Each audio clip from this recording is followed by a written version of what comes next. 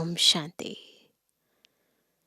ज्ञान का सागर supreme teacher Shiv बाबा संपूर्ण सृष्टि चक्र में एक बार आते हैं और बहुत बड़ी यूनिवर्सिटी खोलते हैं। ऐसी यूनिवर्सिटी जिसमें सारी यूनिवर्स की सब आत्माएं पढ़ सकती हैं। जिस यूनिवर्सिटी का ज्ञान छोटे बच्चे के लिए भी है, बच्चे के माता पिता के लिए भी है, उसके दादा दादी के लिए भी है। तो ऐसी यूनिवर्सिटी जिसमें बड़े बड़े स्कॉलर्स भी पढ़ते हैं और गरीब अनपढ़ माताएं भी पढ़ती हैं। ऐसी यूनिवर्सिटी जिसमें मनुष्य आत्माएं पढ़कर यूनिवर्स का मालिक बन सकती हैं। ऐसी यूनिवर्सिटी जो निर्धन को भी धनवान बना दे, निर्बल को भी बलवान बना दे, अज्ञानी को भी ज्ञानवान बना दे। केवल एक पतित पावन ज्ञान सागर नॉलेजफुल शिव बाबा आकर खोलते हैं। इस ज्ञान का महत्व, इस यूनिवर्सिटी का महत्व और ज्ञानदाता का महत्व हम खुद जितना समझते हैं उतना हम दूसरों को समझा पाते हैं। आज की मुरली इसी बात को और भी अधिक विस्तार से बता रही है। सुनते हैं बाबा के मधुर महावाक्य। आज है 13 फरवरी 2025। बाबा के मधुर महावाक्य हैं। मीठे बच्चे, बाप जो है जैसा है उसे यथार्थ रीति जानकर याद करना, यही मुख्य बात है।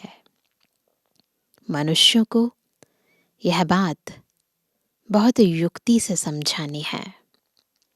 प्रश्न है, सारे यूनिवर्स के लिए कौन सी पढ़ाई है जो यहाँ ही तुम पढ़ते हो? उत्तर है, सारे यूनिवर्स के लिए यही पढ़ाई है कि तुम सब आत्मा हो। आत्मा समझकर बाप को याद करो तो पावन बन जाएंगे।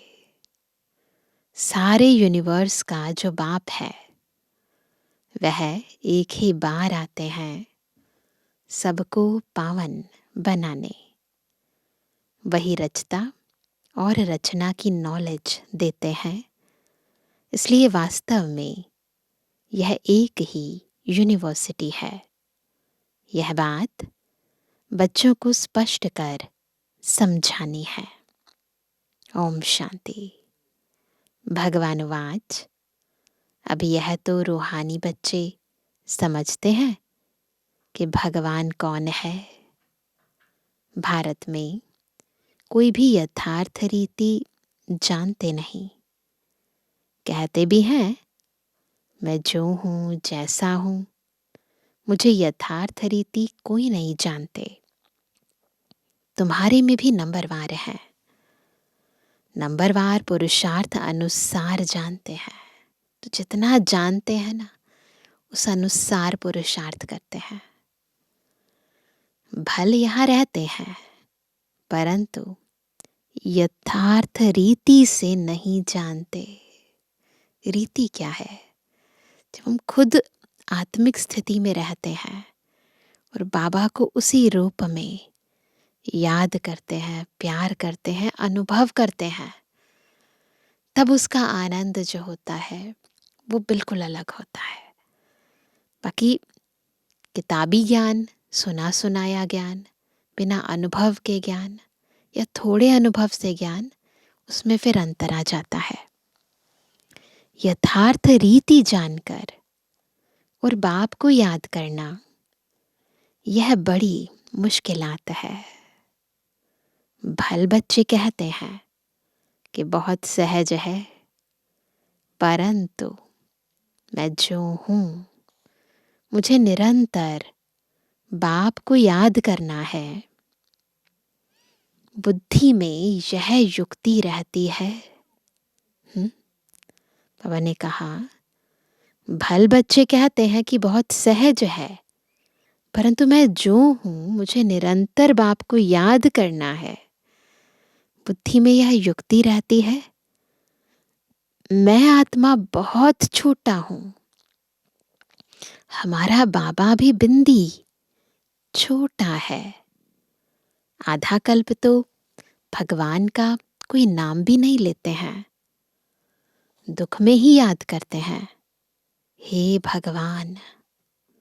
अब भगवान कौन है यह तो कोई मनुष्य समझते नहीं। अब मनुष्यों को कैसे समझाएं? इस पर विचार सागर मंथन चलना चाहिए। नाम भी लिखा हुआ है, प्रजापिता ब्रह्मा कुमारी ईश्वरीय विश्वविद्यालय। इससे भी समझते नहीं है कि यह रूहानी बेहद के बाप का ईश्वरीय विश्वविद्यालय है। अब क्या नाम रखें जो मनुष्य झट समझ जाए? कैसे मनुष्यों को समझाएं कि यह यूनिवर्सिटी है? यूनिवर्स से यूनिवर्सिटी अक्षर निकला है। यूनिवर्स अर्थात सारा वर्ल्ड, उसका नाम रखा है यूनिवर्सिटी, जिसमें सब मनुष्य पढ़ सकते हैं। यूनिवर्स के पढ़ने लिए यूनिवर्सिटी है। अब वास्तव में यूनिवर्स के लिए तो एक ही बाप आते हैं, बाकी भी यूनिवर्सिटीज़ हैं, परंतु वो यूनिवर्स के लिए नहीं है। यूनिवर्स के लिए केवल एक बाबा आते हैं, उनकी यह एक ही यूनिवर्सिटी है। एम ऑब्जेक्ट भी एक है। बाप ही आकर सारे यूनिवर्स को पावन बनाते हैं, योग सिखाते हैं। यह तो सब धर्म वालों के लिए है। वो यूनिवर्सिटी, वहाँ तो फिर भी थोड़ी थोड़ी डिस्क्रिमिनेशन कई बार हो जाती है ना। कहते हैं अपने को आत्मा समझो, सारे यूनिवर्स का बाप है इनकॉर्पोरियल गॉड फादर। तो क्यों ना इसका नाम spiritual university of spiritual incorporeal God father रखें। ख्याल किया जाता है ना, मनुष्य ऐसे हैं जो सारे वर्ल्ड में बाप को एक भी नहीं जानते हैं। केवल हम बच्चे बाबा को जानते हैं, क्योंकि सारे वर्ल्ड में कोई भी बाबा को नहीं जानते हैं। रचता को जाने तो रचना को भी जाने ना। क्रिएटर का ही नहीं पता तो क्रिएशन का क्या पता होगा। रचता द्वारा ही रचना को जाना जा सकता है। बाप बच्चों को सब कुछ समझा देंगे और कोई भी जानते नहीं।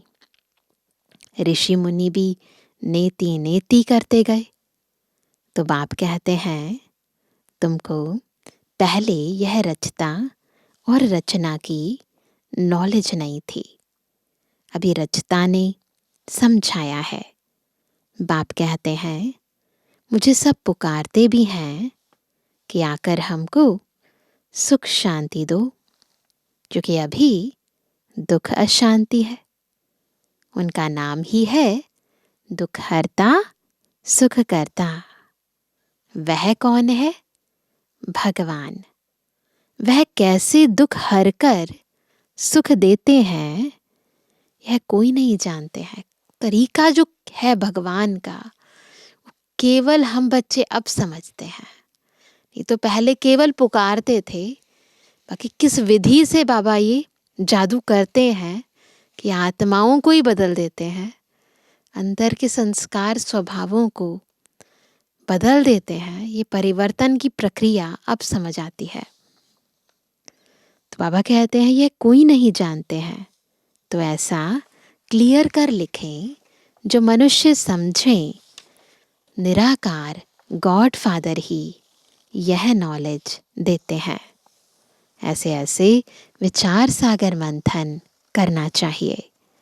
बाप समझाते हैं मनुष्य सभी हैं पत्थर बुद्धि। अभी तुमको पारस बुद्धि बना रहे हैं। वास्तव में पारस बुद्धि उन्हें कहेंगे जो कम से कम 50 से अधिक मार्क्स लें। फेल होने वाले पारस बुद्धि नहीं। बाबा चाहते हैं कम से कम 50 से अधिक, यानी फर्स्ट डिवीजन में पास हो, कम से कम 60 से ज़्यादा होते हैं ना। यह भी कोई समझते नहीं है कि राम को बाण क्यों दिखाए हैं, श्री कृष्ण को स्वदर्शन चक्र दिखाया है कि उसने सबको मारा और राम को बाण दिखाए हैं। एक खास मैगजीन निकलती है जिसमें दिखाया है श्री कृष्ण कैसे स्वदर्शन चक्र से अकासुर बकासुर आदि को मारते हैं। दोनों को हिंसक बना दिया है और फिर डबल हिंसक बना दिया है। तो एक तो उनके हाथ में हथियार दिखा दिए, फिर ये भी कह दिया कि उन्होंने बहुत सारे बच्चे भी पैदा किए। तो कहते हैं उन्हों के भी बच्चे पैदा हुए ना। अरे वह है ही निर्विकारी देवी देवता, वहाँ रावण राज्य है ही नहीं। इस समय रावण संप्रदाय कहा जाता है। अभी तुम समझाते हो हम योग बल से विश्व की बादशाही लेते हैं, तो क्या योग बल से बच्चे नहीं हो सकते? वह है ही निर्विकारी दुनिया। अभी तुम शूद्र से ब्राह्मण बने हो, ऐसा अच्छी रीति समझाना है जो मनुष्य समझें। इनके पास पूरा ज्ञान है। थोड़ा भी इस बात को समझेंगे तो समझा जाएगा यह ब्राह्मण कुल का है।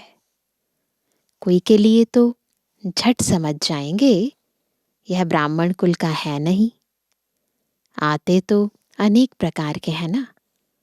तो तुम spiritual university of spiritual incorporeal God father लिख कर देखो क्या होता है। विचार सागर मंथन कर अक्षर मिलाने होते हैं। इसमें बड़ी युक्ति चाहिए लिखने की। जो मनुष्य समझें, यहाँ यह नॉलेज गॉड फादर समझाते हैं अथवा राजयोग सिखलाते हैं। यह अक्षर भी कॉमन है। जीवन मुक्ति, डेटी सॉवरेंटी इन सेकंड, ऐसे ऐसे अक्षर हों जो मनुष्यों की बुद्धि में बैठे। ब्रह्मा द्वारा विष्णुपुरी की स्थापना होती है। मन मना भव का अर्थ है बाप और वर्षे को याद करो। तुम हो ब्रह्मा मुख वंशावली, ब्राह्मण कुलभूषण, स्वदर्शन चक्रधारी। अब वह तो स्वदर्शन चक्र विष्णु को दिखाते हैं, श्री कृष्ण को भी 4 भुजाएं दिखाते हैं। अब उनको 4 भुजाएं हो कैसे सकती? बाप कितना अच्छी रीति समझाते हैं। बच्चों को बड़ा विशाल बुद्धि, पारस बुद्धि बनना है। ये जो भक्ति मार्ग में प्रतीकात्मक चित्र बनाए हैं, कहानियां बनाई हैं, इनके पीछे के भावों को समझने के लिए बुद्धि पारस जैसी होनी चाहिए, विशाल होनी चाहिए। सतयुग में यथा राजा रानी तथा प्रजा, पारस बुद्धि कहेंगे ना। वह है पारस दुनिया, यह है पत्थरों की दुनिया। क्यों? यहाँ सारे बॉडी कॉन्शियस में है, वहाँ सारे सोल कॉन्शियस है। तुमको यह नॉलेज मिलती है मनुष्य से देवता बनने की। तुम अपना राज्य श्रीमत पर फिर से स्थापन कर रहे हो। बाबा हमको युक्ति बतलाते हैं कि राजा महाराजा कैसे बन सकते हो। तुम्हारी बुद्धि में यह ज्ञान भर जाता है औरों को समझाने के लिए। गोले पर समझाना भी बड़ा सहज है। इस समय जनसंख्या देखो कितनी है। सतयुग में कितने थोड़े होते हैं। संगम तो है ना, ब्राह्मण तो थोड़े होंगे ना। ब्राह्मणों का युग ही छोटा है। ब्राह्मणों के बाद हैं देवताएं, फिर वृद्धि को पाते हैं। बाजुली होती है ना, फिर ब्राह्मण सो देवता बनते हैं, फिर देवता सो क्षत्रिय बनते हैं, तो उसके बाद वृद्धि होती जाती है। तो सीढ़ी के चित्र के साथ विराट रूप भी होगा तो समझाने में क्लियर होगा। सीढ़ी उतरते जाते हैं और फिर आत्मा भी कैसे ब्राह्मण से देवता, फिर उसके बाद देवता से क्षत्रिय, वैश्य, शूद्र कुल में आती है। तो वह कहते हैं इन दोनों को साथ साथ बताओगे तो क्लियर होगा। जो तुम्हारे कुल के होंगे उनकी बुद्धि में रचता और रचना की नॉलेज सहज ही बैठ जाएगी। उनकी शक्ल से भी मालूम पड़ जाता है कि यह हमारे कुल का है या नहीं। अगर नहीं होगा तो तवाई की तरह सुनेगा। जो समझू होगा वह ध्यान से सुनेगा।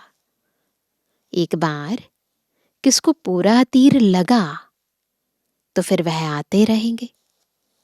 कोई प्रश्न पूछेंगे और कोई अच्छा फूल होगा तो रोज आपे ही आकर पूरा समझकर चला जाएगा। चित्रों से तो कोई भी समझ सकते हैं। यह तो बरोबर देवी देवता धर्म की स्थापना बाप कर रहे हैं। अगर ध्यान से देखें हर चित्र को, बुद्धि पारस बुद्धि हो, है ना, बिल्कुल क्लीन हो, क्लियर हो, तो बिल्कुल यथार्थ रीति समझ आता है। कोई न पूछते भी आपे ही समझते रहेंगे। कोई तो बहुत पूछते रहेंगे, समझेंगे कुछ भी नहीं। तो वैरायटी आत्माएं हैं। फिर समझाना होता है, हंगामा तो करना नहीं है। ऐसा नहीं कि कोई बार बार पूछता जा रहा है तो हम समझाएं नहीं। समझाना तो होता है, हंगामा नहीं करना होता। फिर कहेंगे ईश्वर तुम्हारी रक्षा भी नहीं करते हैं। अब वह रक्षा क्या करते हैं सो तो तुम जानते हो। कर्मों का हिसाब किताब तो हर एक को अपना चुकतू करना है। तो कई बार होते हैं ना, किसी के साथ कोई घटना दुर्घटना घट जाती है तो फिर दूसरे लोग कहते हैं कि तो क्या तुम भगवान को मानते हो, तुम्हारी रक्षा नहीं कर सकते। तो ज्ञान पूरा नहीं है ना, तो इस तरह के प्रश्न करते हैं। और फिर ज्ञान सुनने वाले में पूरा नहीं है तो फिर वो संशय बुद्धि हो जाता है। बाबा यथार्थ रीति बता दें कि कर्मों का हिसाब भी तो है ना हर एक का। ऐसे बहुत हैं, तबीयत खराब होती है तो कहते हैं रक्षा करो। बाप कहते हैं हम तो आते हैं पतितों को पावन बनाने, वह धंधा तुम भी सीखो।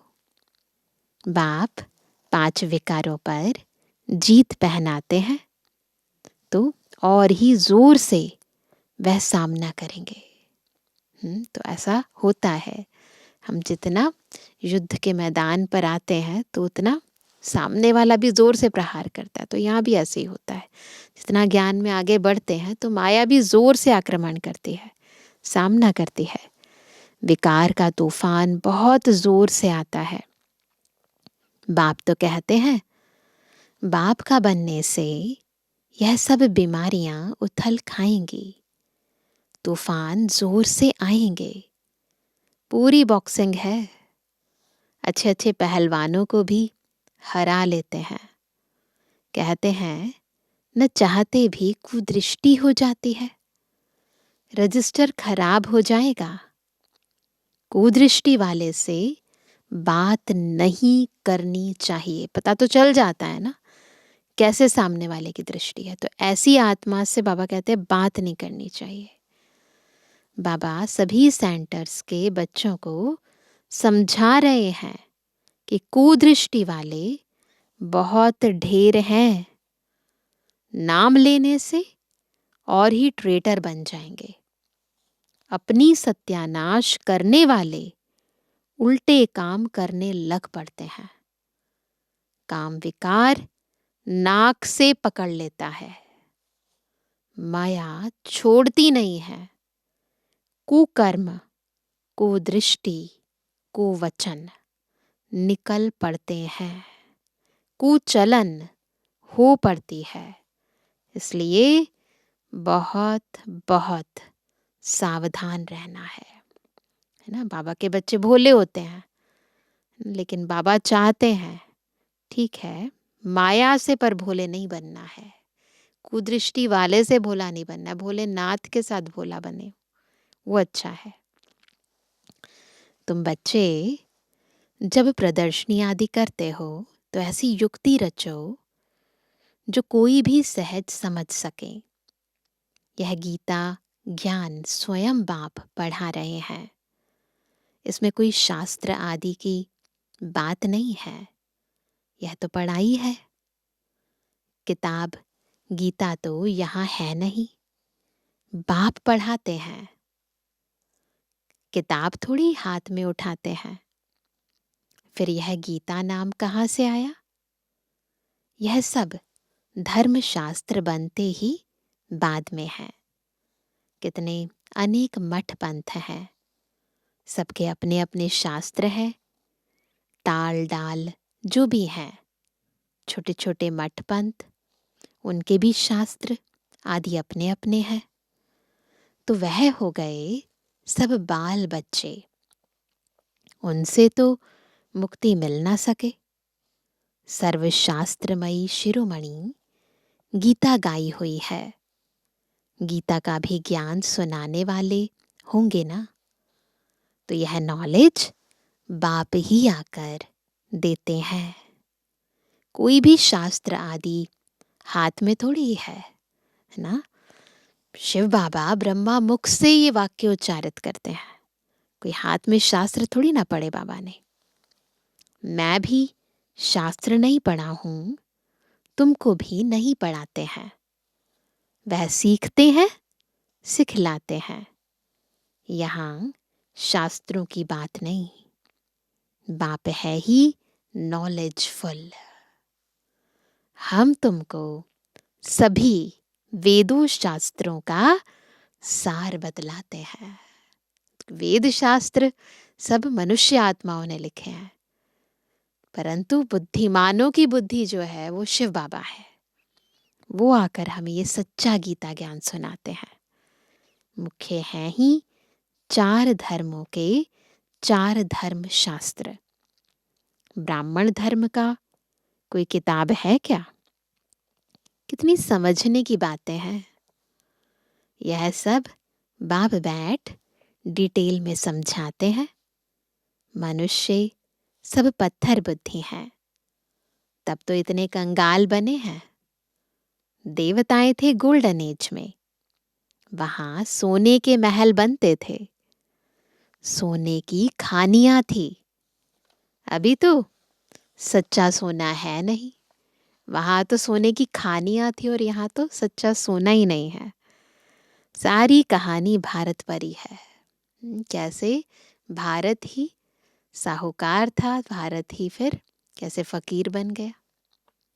तुम देवी देवता पारस बुद्धि थे, विश्व पर राज्य करते थे। अब स्मृति आई है, हम स्वर्ग के मालिक थे, फिर नर्क के मालिक बने हैं, अब फिर पारस बुद्धि बनते हैं। यह ज्ञान तुम बच्चों की बुद्धि में है, जो फिर औरों को समझाना है। ड्रामा अनुसार पाठ चलता रहता है। जो टाइम पास होता है सो एक्यूरेट, फिर भी पुरुषार्थ तो कराएंगे ना। जिन बच्चों को नशा है कि स्वयं भगवान हमको हेवन का मालिक बनाने के लिए पुरुषार्थ कराते हैं, उनकी शक्ल बड़ी फर्स्ट क्लास खुशनुमा रहती है। तो निश्चय होना जरूरी है। बाप आते भी हैं बच्चों को पुरुषार्थ कराने, प्रारब्ध के लिए। यह भी तुम जानते हो, दुनिया में थोड़े ही कोई जानते हैं। हेवन का मालिक बनाने भगवान पुरुषार्थ कराते हैं तो खुशी होनी चाहिए। शक्ल बड़ी फर्स्ट क्लास खुशनुमा होनी चाहिए। बाप की याद से तुम सदैव हर्षित रहेंगे। बाप को भूलने से ही मुरझाइश आती है। बाप और वर्षे को याद करने से खुशनुमा हो जाते हैं। हर एक की सर्विस से समझा जाता है। बाप को बच्चों की खुशबू तो आती है ना। सपूत बच्चों से खुशबू आती है, कपूत से बदबू आती है। बगीचे में खुशबूदार फूल को ही उठाने के लिए दिल होगी, अक को कौन उठाएंगे। बाप को यथार्थ रीति याद करने से ही विकर्म विनाश होंगे। अच्छा तुम लकी सितारों पर याद प्यार नंबरवार पूछा। रूहानी बच्चों की रूहानी बाप दादा को गुड मॉर्निंग, नमस्ते नमस्ते नमस्ते। धारणा के लिए मुख्य सार पहला, माया की बॉक्सिंग में हारना नहीं है। ध्यान रहे कभी मुख से कुवचन न निकले, कुदृष्टि कुचलन कुकर्म ना हो जाए। दूसरा, फर्स्ट क्लास खुशबूदार फूल बनना है। नशा रहे कि स्वयं भगवान हमको पढ़ाते हैं। बाप की याद में रहे सदैव हर्षित रहना है, कभी मुरझाना नहीं है। आज का वरदान है चैलेंज और प्रैक्टिकल की समानता द्वारा स्वयं को पापों से सेफ रखने वाले विश्व सेवाधारी भव। बाबा ने आज बहुत अच्छी रीति विश्व सेवाधारी कैसे बने वो तरीका बताया है कि जो चैलेंज करते हो और जो प्रैक्टिकल कर्म करते हो उनकी समानता से स्वयं को पापों से सेफ यदि रखेंगे तो विश्व सेवाधारी बनेंगे। आप बच्चे जो चैलेंज करते हो उस चैलेंज और प्रैक्टिकल जीवन में समानता हो, नहीं तो पुण्य आत्मा के बजाय बोझ वाली आत्मा बन जाएंगे। इस पाप और पुण्य की गति को जानकर स्वयं को सेफ रखो, क्योंकि संकल्प में भी किसी भी विकार की कमजोरी, व्यर्थ बोल, व्यर्थ भावना, घृणा व ईर्ष्या की भावना पाप के खाते को बढ़ाती है। इसलिए पुण्य आत्मा भव के वरदान द्वारा स्वयं को सेफ रख विश्व सेवाधारी बनो। संगठित रूप में एक मत एक रस स्थिति का अनुभव कराओ। आज का स्लोगन है पवित्रता की क्षमा चारों ओर जलाओ। पवित्रता की क्षमा चारों ओर जलाओ तो बाप को सहज देख सकेंगे। क्या करना है? पवित्रता की क्षमा जलानी है। सुनते हैं आज का अव्यक्त इशारा। एकांत प्रिय बनो, एकता और एकाग्रता को अपनाओ। प्रत्यक्षता का झंडा लहराने के पहले सिर्फ 2 शब्द हर कर्म में लाना।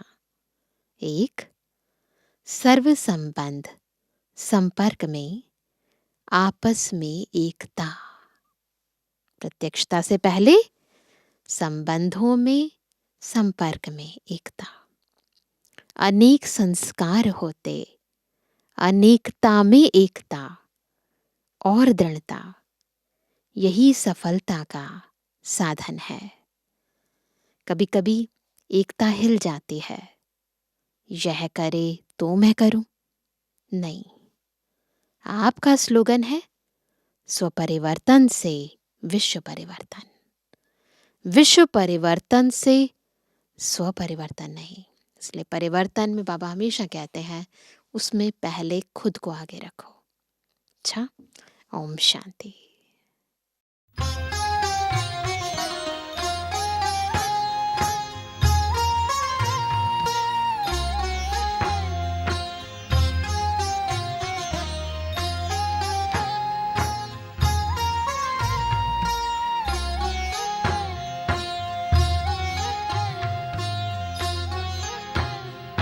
राजयोगी बन के सीखो फूलों जैसा मुस्कुराना।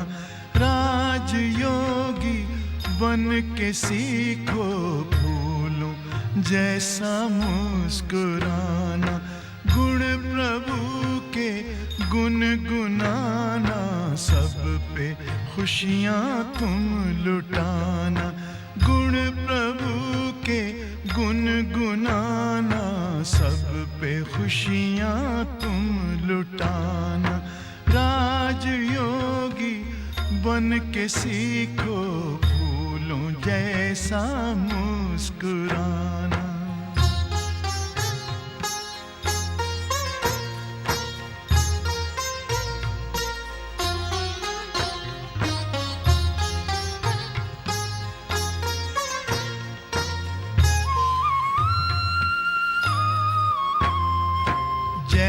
पराजय सुख दुख संसार सागर की लहर है।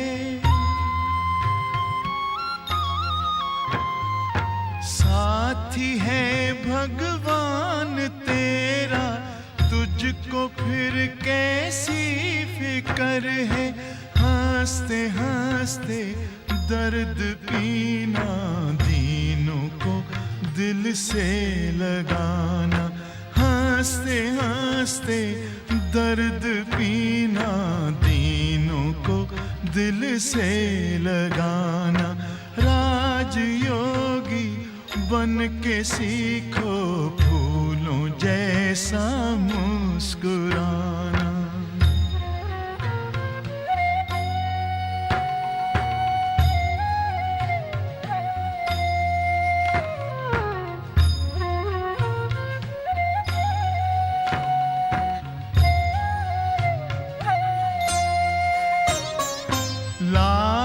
बिछुड़े शिव पिता से पास लाके तू मिला दे।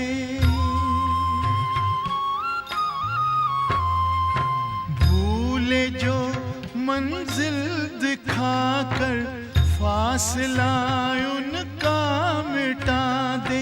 प्रीत भर दिल में प्रभु की, प्रेम की ज्योति जगाना। प्रीत भर दिल में प्रभु की, प्रेम की ज्योति जगाना। राजयोगी बन के सीखो फूलों जैसा मुस्कुराना।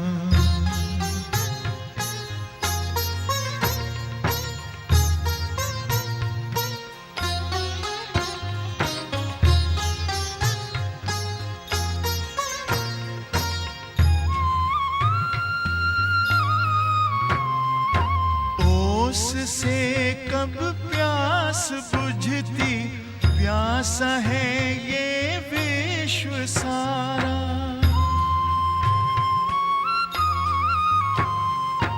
डूबती कश्ती है जग की, तिनके का कैसा सहारा। बन के खेवन हार नैया, पार है तुमको लगाना।